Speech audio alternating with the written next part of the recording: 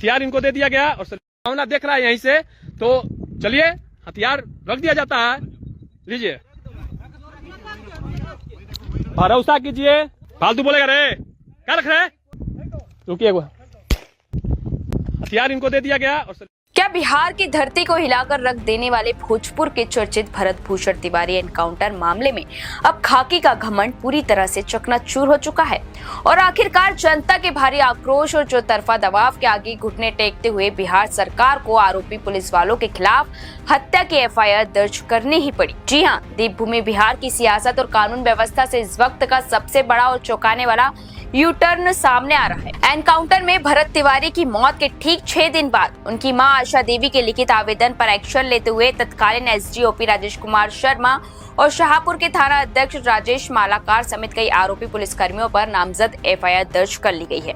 और इसी के साथ आज बुधवार यानी 24 जून 2026 को भोजपुर के बिलोटी गांव में इस कथित फर्जी एनकाउंटर के विरोध में एक ऐतिहासिक महापंचायत बुलाई गई है, जिसने पूरे सूबे के प्रशासनिक महकमे की रातों की नींद उड़ा दी है। हालात इस कदर बेकाबू हो चुके हैं कि चौतरफा घिरी बिहार की सम्राट चौधरी सरकार ने डैमेज कंट्रोल के लिए इस पूरे एनकाउंटर केस की पटना हाईकोर्ट के रिटायर्ड जज से उच्च स्तरीय न्यायिक जांच कराने का एक बहुत बड़ा और आधिकारिक फैसला लिया है, ताकि सच को सामने लाकर उबलती हुई जनता को शांत किया जा सके।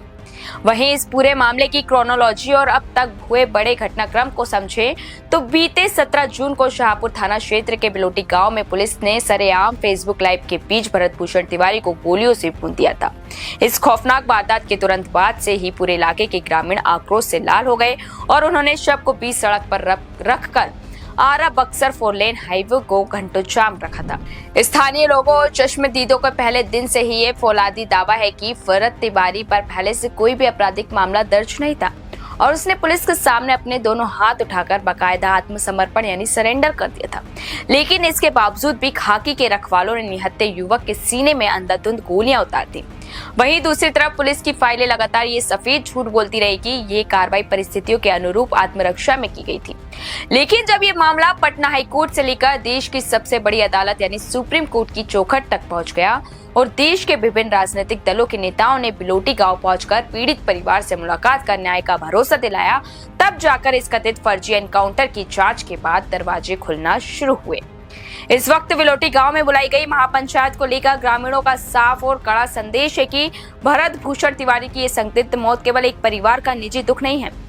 बल्कि पूरे सभ्य समाज के वजूद के लिए एक बहुत बड़ी चिंता का विषय है। ग्रामीणों का कहना है कि अगर आज इस मामले में दूध का दूध और पानी का पानी नहीं हुआ और वर्दी की आड़ में कत्ल करने वाले इन दोषियों पर सख्त कार्रवाई नहीं हुई तो भविष्य में खाकी की ये तानाशाही किसी भी आम नागरिक की जान ले लेगी। इस महापंचायत का मुख्य उद्देश्य किसी संस्था के खिलाफ माहौल बनाना नहीं, बल्कि इंसाफ की इस लड़ाई को लोकतांत्रिक तरीके से और ज्यादा मजबूत करना है, जहां जिले के कोने कोने से हजारों लोग, सामाजिक संगठन और छात्र जनप्रतिनिधि रणनीतिक तय करने पहुंचे हैं कि आगे की कानूनी लड़ाई कोर्ट के भीतर किस तरह लड़ी जाए। लेकिन इस बीच हैरान करने वाली बात यह भी है कि एक तरफ जहां हत्यारे पुलिस वालों पर एफआईआर दर्ज करने के लिए जनता को 6 दिन तक तड़पना पड़ा, वहीं दूसरी तरफ पुलिस ने एनकाउंटर के तुरंत बाद ही मृत भरत तिवारी के बूढ़े पिता काशीनाथ तिवारी और भाई चंदन तिवारी पर एक काउंटर एफआईआर दर्ज ठोक दी। और इतना ही नहीं, हाईवे जाम करने के आरोप में 14 नामजद सहित 50 से अधिक अज्ञात ग्रामीणों पर भी मुकदमे दर्ज कर लिए गए थे।